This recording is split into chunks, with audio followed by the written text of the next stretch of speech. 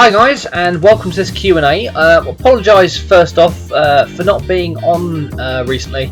I've not had a working laptop officially. My laptop screen smashed about a month or two ago, and so ever since then I've been having to use a TV or the TARDIS console to actually get the monitor to work. So it's been a real pain to actually sort of do anything video wise. So it's now fixed, and so I thought that I'd do a Q&A, and so yeah, that's the first bit today. So Marie Simmons asks, would you ever consider doing commissions? Now I have already done a video on this, and I'll link that there.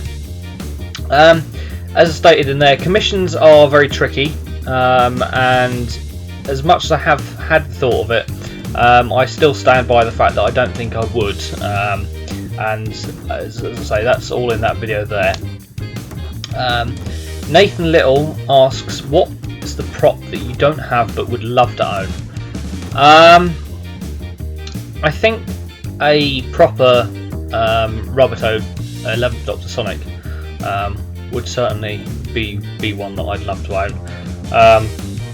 You know, there's only so much you can use with the one company and modifications on toys and things like that. But I just really like the prop.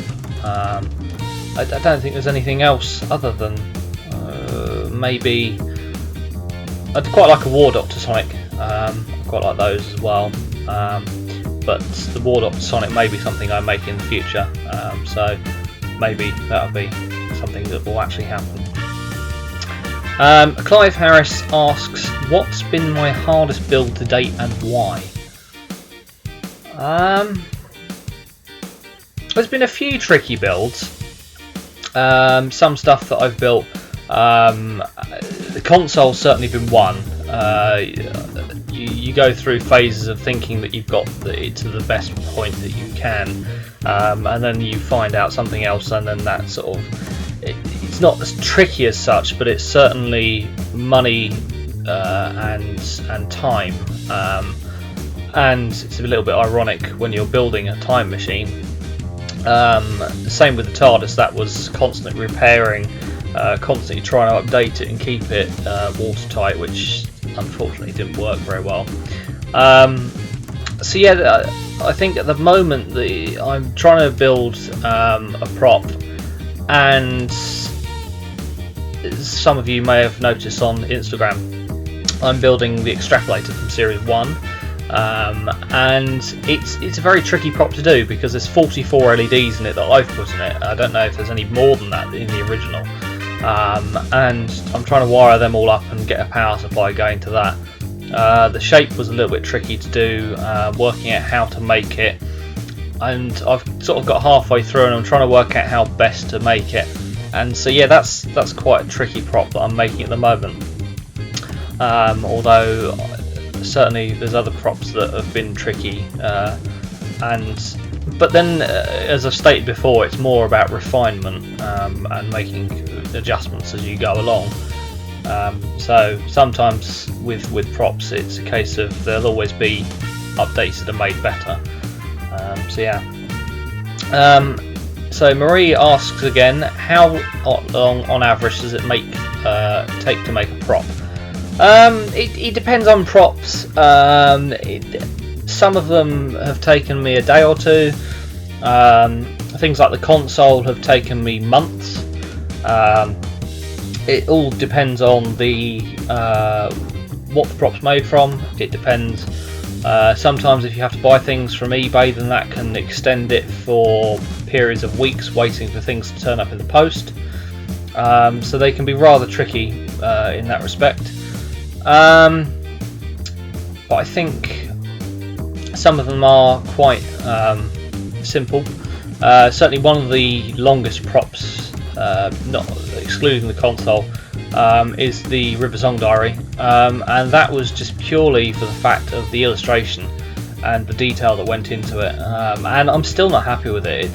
The cover is made of cardboard, and I'm currently talking to a friend of mine who she does a lot of woodwork and things like that, and she does a bit of leather work as well. And so I'm trying to get a leather book made for the Ripidari, because I'm just still not happy with the way it looks. But again, like I said previously, it's all down to refining and altering props that you've made. So yeah. Dan Hudson asks, what got you interested in Doctor Who?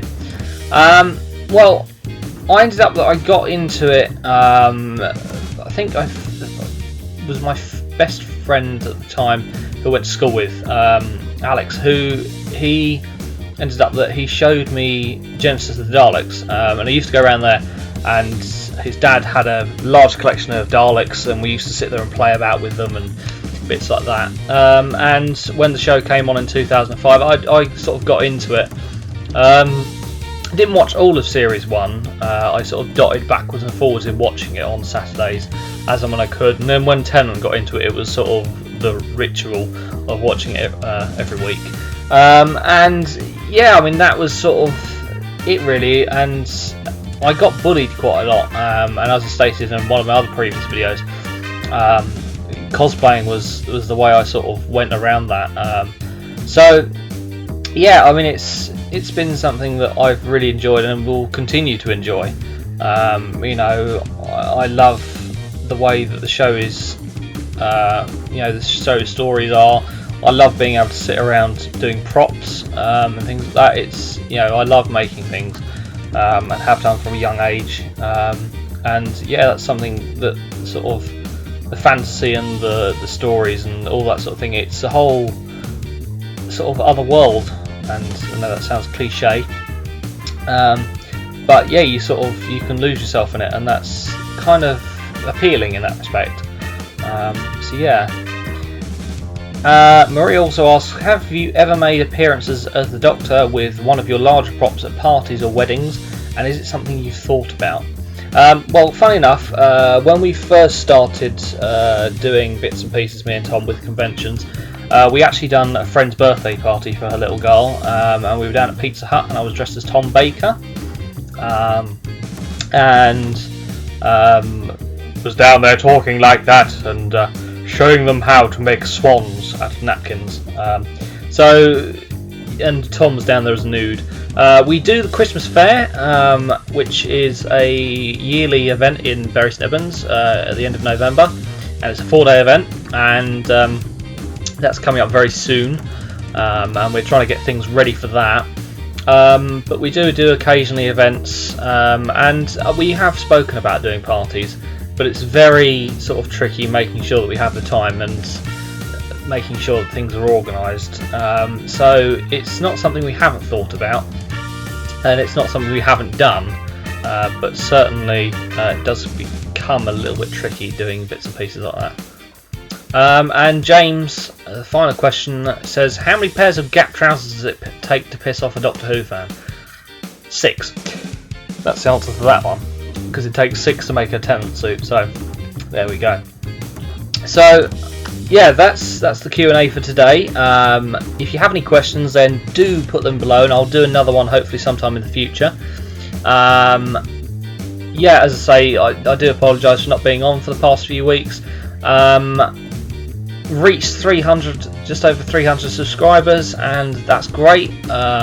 Really happy that we've reached that mark, and I hope that continues to rise. Hopefully we'll reach 500, and then carry on going up. You know, I'm hoping to continue to update the video content with more props, more videos, things like that. I've got another video that I'll be uploading soon, which is on alternate bow ties and braces for Matt Smith. So that's a video that will be going up soon, and hopefully that's helpful to some of you. So yeah, do leave your comments on what you'd like to see on the channel. Sometimes it gets a little bit tricky knowing what to do. I mean, there will be a little bit of a gap, I think, between now and my next prop tutorial video, as I've got to the point where there's not a lot of props that I'm sort of making at the minute. As I say, the extrapolator is one of them, and if I get that finished, then that may be a video I do.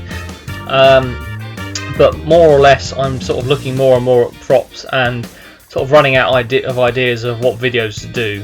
So if you've got any ideas, then leave them please down in the comments below. So yeah, if you like this video, please give it a thumbs up. If you haven't already, then please subscribe to the channel. It does a great favour in letting me know that people are interested in the content that they're seeing. If you don't know, I'm on Instagram and on Facebook, and they're both under the same username, BioDoctor900. Instagram I use for photos, for costumes, for props, for selfies, and I occasionally upload a small video of things like the console where I've been wiring up LEDs and things like that, and there'll hopefully be more to come on that soon. I'm currently on a project at the minute, so that'll be something hopefully in the future that I talk about. Spoilers. So yeah, if you haven't already followed me on Instagram or liked up my Facebook page, I'll link them in the description. So yeah, thanks for watching. Please like, comment, subscribe, and I'll see you in the next one, guys.